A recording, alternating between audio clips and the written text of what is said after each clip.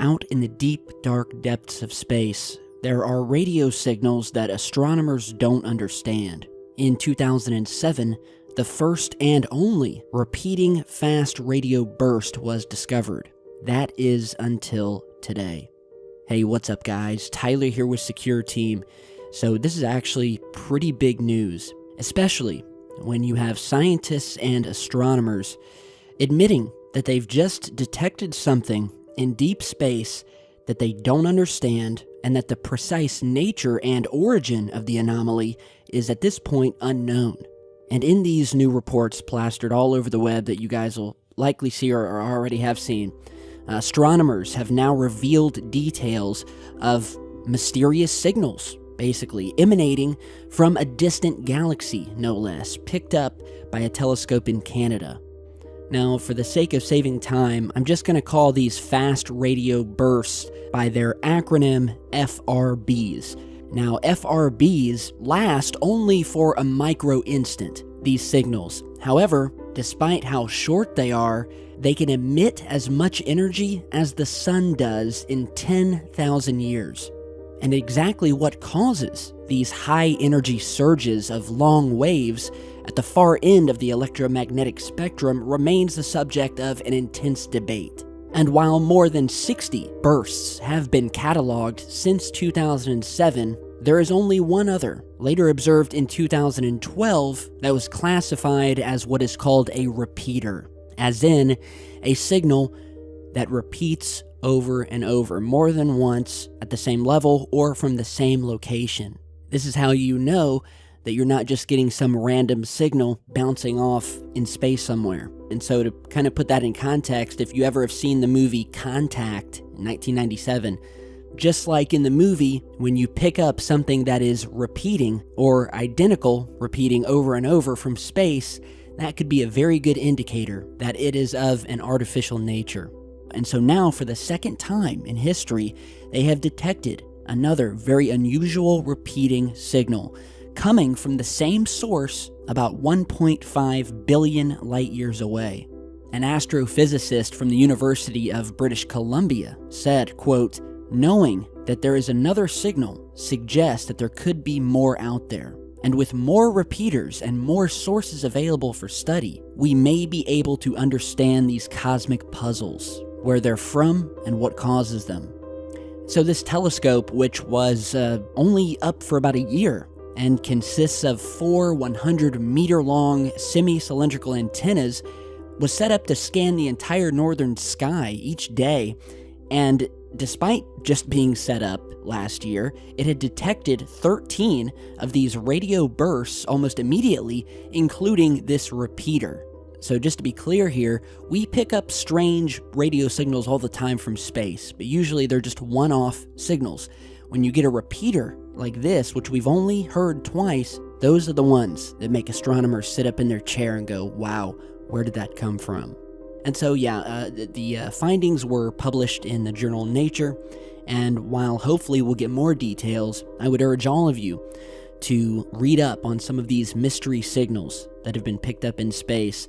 Not only repeaters like this one, but one instance, and probably the most popular, is something known as the WOW signal, which I have done, I think, 1 or 2 videos on in the past. And if you don't know, well, basically, what is known as the WOW signal was a strong, narrow-band radio signal that was picked up on August 15th, 1977 by Ohio State University's Big Ear Radio Telescope. And many people to this day believe that this signal that was named after the word that was actually written on the piece of paper next to the signal, relating to how impressed that the astronomer who discovered it was that he actually circled it and wrote the word WOW next to it.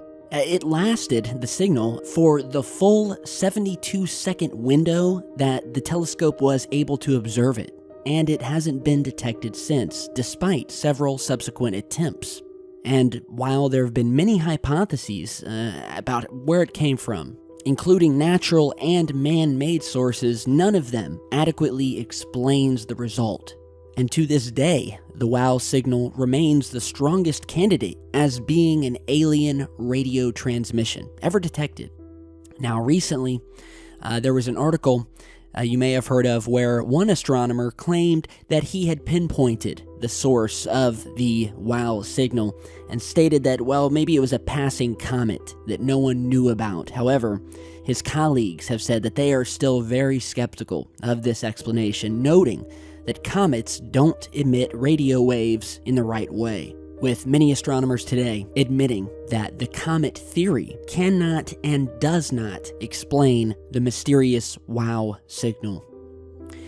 And so if you guys want to learn more about that signal, I'll try to find the video that I made about it, and I'll put it down in the video description. So tell me what you guys think about this new repeating radio burst. And while, in my opinion, I don't believe that an advanced alien race would actually be using any sort of radio waves or anything having to do with radio or radio waves, I do think that some of these mystery radio waves and signals may just be a remnant of another Earth that may have existed 1.5 billion years ago, a planet just like ours. And I think that to detect or to be able to pick up the now ancient radio waves or signals, whatever types of signals, from an ancient Earth from billions of years ago is just as amazing as picking up something from an alien vehicle today. So very exciting times we are living in. And lastly today, before we go, I just want to say that I have just finished watching that new Ryan Gosling film called First Man, which basically tells the story of NASA's mission to land a man on the moon, focusing particularly on Neil Armstrong and the years leading up to the moon mission. And you'll probably remember this film more for the controversy that surrounded it after the director decided to take out of the film the infamous American flag planting on the moon scene. And so a lot of people have been hesitant to watch it. They've been angry that they would cut out of the film such an iconic scene of the astronaut planting the American flag on the moon. However, I just watched it, just finished it, and I have to say, you guys have to go and watch this film. Right now, I think you can only purchase it on Amazon and YouTube. It's not out for rent yet, but I'm telling you, it's well worth it. And I'm going to tell you why. First of all, the film starts off by showing Neil and the other astronauts performing the early missions before they went to the moon, the Gemini missions, and everything that these astronauts and their families had to go through just to get to space, just to put a man into space. How terrifying it was for these astronauts to get into these capsules, especially for the first time they put a man in orbit, or the first time that they put a man in orbit and then actually did the first spacewalk. How many men they lost, and really just how scary the space race was, and particularly for these astronauts and Neil Armstrong. The movie is very, very intense. I honestly thought it would just kind of be a boring movie about Neil Armstrong going to the moon. But no, I mean, this thing is intense. And after it, trust me, you will have a whole new respect for what these astronauts went through, the ones that are here, the ones that perished. And as far as the American flag planting scene being taken out, let me just tell you guys out there, although I wasn't happy about that either, the film is chock full of American flags, all right? And the fact that America was first to the moon, and that it was a space race against the Soviets. There are more American flags in this film, and in a pro-American way, might I add, that the fact that they took the flag planting scene out will not matter to you.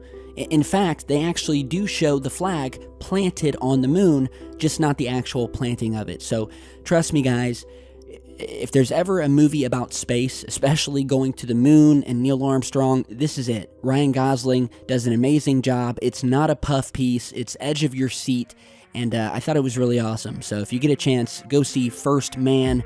Like I said, it's on Amazon and YouTube, and I'm sure you guys can find other ways to get it. So again, thank you guys for stopping by today. More news coming, so stay tuned, stay safe, and I'll see you back in just a bit.